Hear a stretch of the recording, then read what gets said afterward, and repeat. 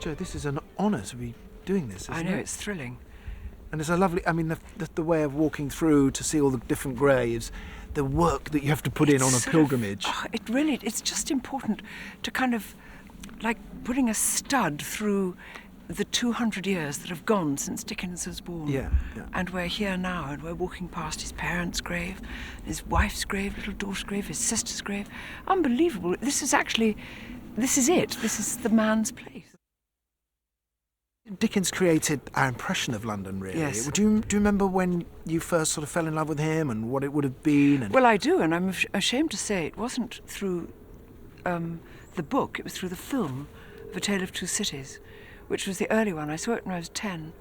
And I thought the heroism of Sidney Carton, who was a bit of a bad hat, suddenly coming good at the end, and the terror of the guillotine, and the extraordinary nature of the story was so thrilling and so horrifying and so exalting that I rooted to the spot. And I had to sit there, aged 10, in the cinema until the people who were looking after me came back and took me from my seat with their arms around me and took me out.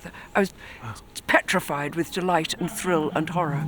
Here comes Mr. Callow, you can hear him, on an aeroplane, as usual. That sounds like our route into all of Dickens now, doesn't it, really? We get inspired by the stories, probably through the film and TV. This is the best way, I think, actually, for little children or for young children, maybe if they find the language too complicated, is to get the story, to understand the characters, read little bits of it, perhaps, and then later on, or maybe see a television adaptation. Yeah. Nothing wrong with that. No. Or have it read to you, which I love best of all. I love being read to, and I love reading.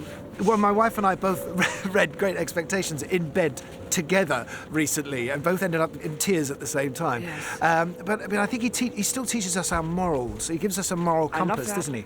I love that. He makes a structural, strong story, but then on it, you know what's good and bad all the way through, and you know when even our hero might be slipping slightly or becoming too proud of himself or something, or why somebody doing something is wrong, and you feel the part of the injured parties. Yes. And he was classless. The way he wrote was classless. Yes. He seemed to be at home in every milieu, so he could write about very grand people or very humble people. He seemed to be on their side. A gift he shared, I believe, with Kipling too. Brilliant. These are the great writers. These are the great men. These are the great men. These are the gods before us. Yeah, and they sort of reverberate down the ages. I mean, I don't know. They never fade. Yeah. They never fade. They just get brighter and brighter. Thank you. Thanks. Let's go and have some stew. Yeah, let's do that.